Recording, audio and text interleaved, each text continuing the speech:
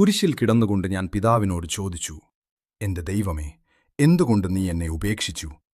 നല്ലവർ എന്തിനാണ് കഷ്ടപ്പെടുന്നത് എന്ന് നിങ്ങൾ ചോദിക്കുമ്പോൾ, നിരുപാധികമായ സ്നേഹത്തോടെ ദൈവപുത്രൻ സ്വയം കുരിശിൽ കഷ്ടപ്പെട്ടത് എന്തിനെന്ന് ചിന്തിക്കുക. നിങ്ങളുടെ ഓരോ വേദനയിലും ഞാൻ പങ്കുചേരുന്നു.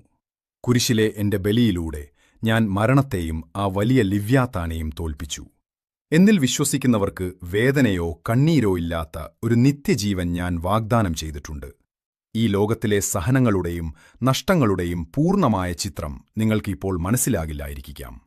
പക്ഷേ ഒന്നുറപ്പാണ്, നിങ്ങളുടെ ഓരോ നിശ്വാസവും ഓരോ കണ്ണുനീർത്തുള്ളിയും ഞാൻ എന്റെ ഹൃദയത്തിൽ സൂക്ഷിക്കുന്നുണ്ട്.